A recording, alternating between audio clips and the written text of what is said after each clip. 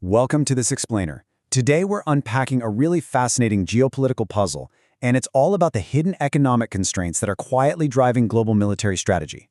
We usually think of modern conflicts strictly in terms of advanced weaponry, right? Drones, missiles, troops on the ground.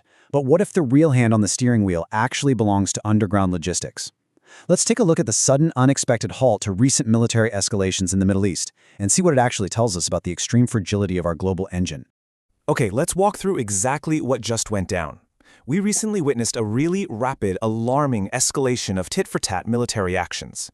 It kicked off with the US striking roughly 80 targets in Iran.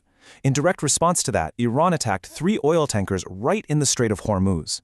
Things snowballed fast. Iran launched strikes targeting US military sites, including major hits at Salman Port and Ali al-Samu. We were looking at arguably the most serious escalation in the region lately. And then, boom. A sudden ceasefire memorandum. Just like that, the conflict abruptly stopped. Which obviously brings up a huge critical question. Why halt the conflict right then and there? I mean, think about it. Why would military forces escalate to the point of launching massive strikes on 80 targets, genuinely sparking fears of a wider war, only to immediately back down and sign a ceasefire? On the surface, from a purely military standpoint, hitting the brakes like that just doesn't make a whole lot of sense. Well, the answer doesn't actually lie in military capability at all. It's all about commodities. Vice President J.D. Vance actually dropped a major hint about this recently on the Michael Knowles show. He noted that the pause was strategically needed to, and I quote here, use this to sort of refill the world's oil economy, to refill some stocks, and then to see where the hand is. So there it is. That tells us the ceasefire wasn't just some standard diplomatic breakthrough. It was fundamentally about buying time for oil reserves. To really grasp why those reserves were suddenly the most important thing in the world, we need to talk about the missing oil price shock. When the Strait of Hormuz was effectively closed during this mess, Goldman Sachs called it the largest oil supply shock in history. We're talking about global supply plummeting by 11 million barrels a day. Experts originally predicted a prolonged closure like that would send prices skyrocketing to maybe $200 or even $300 a barrel. Yet, miraculously, the actual price just hovered between $90 and $120. Sure, that's higher than before, but the catastrophic, world-ending price spike everyone braced for, it completely vanished. So how did that happen? Well, it was basically a massive illusion of stability, propped up by rapid, sweeping interventions. The world bought itself a little bit of time. First off, global inventories were sitting at a really healthy 8.4 billion barrels before the crisis, and those were drawn down at an insane rate. Second, China, who is normally the world's absolute biggest oil importer, suddenly slashed its imports by 4 million barrels per day. They unloaded their own stockpiles, but they also adapted incredibly fast. For instance, public EV charging in China jumped a staggering 17% just between April and May, acting as a direct buffer against gasoline demand. But here's the catch. A strategy like that has a hard, unforgiving expiration date. Everyone was dipping heavily into their emergency piggy banks, and those stockpiles were draining fast. Donald Trump actually admitted this point blank at the G7 summit while justifying the ceasefire. He said these global reserves were literally about 4 weeks away from running out completely. And his exact word for what would happen next? Bedlam. So yeah, the ceasefire brought prices down and brought relief, but the underlying damage to our safety net was absolutely already done. And that brings us to this truly staggering number, 325 million. This is the current state of the U.S. Strategic Petroleum Reserve, or the SPR. It's the world's single largest reserve, our ultimate stabilizer. Before all this kicked off, it held about 415 million barrels. Today, it has plummeted to 325 million. That is literally the emptiest this critical reserve has been since 1983. And get this, to keep up that illusion of stable prices, the U.S. has actually continued releasing oil from the SPR even after the ceasefire was signed. Now you might be wondering, why not just use it all if we need it? Well, you can't.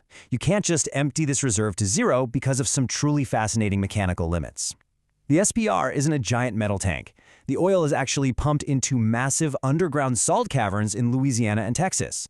And here's the crazy part.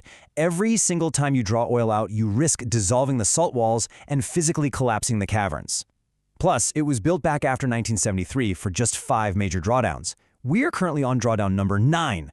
So to keep the whole thing from literally caving in on itself, you have to leave a strict minimum baseline of 160 million barrels in there, no matter what.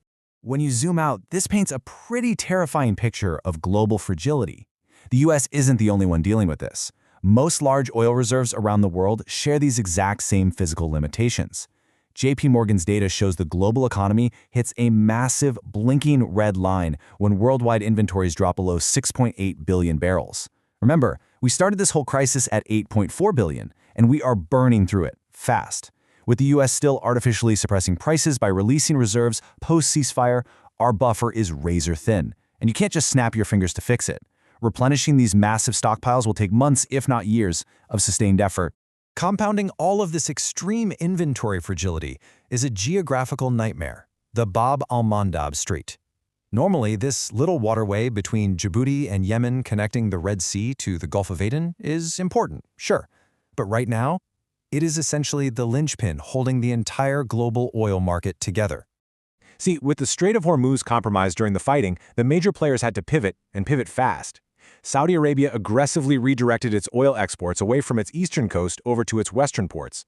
That pushed a massive amount of traffic down through the Red Sea and straight out the Bab al-Mandab. To put that in perspective, before the escalation, this strait handled about 3 million barrels a day. Today, it's getting slammed with 8 million barrels a day. That single, narrow geographic choke point is now responsible for roughly 8% of the entire global oil supply.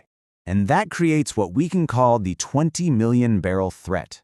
It is a terrifying vulnerability. Iran, or its Houthi proxies in Yemen, absolutely have the capability to harass ships there or launch long-range drone and missile strikes.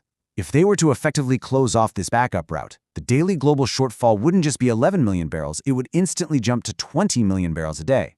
At that level, you aren't just dealing with expensive gas. You'd be forcing a catastrophic drain of whatever tiny stockpiles we have left, triggering outright physical global oil shortages. What's wild is how this whole reality is presented to us in the news. Ground News analyzed 638 different sources, and the media split on how those 80 U.S. strikes were framed is super telling. Left-leaning sources heavily emphasize the dangers of escalation and the need for oversight. Right-leaning sources frame those exact same strikes as justified punishment and projecting strength.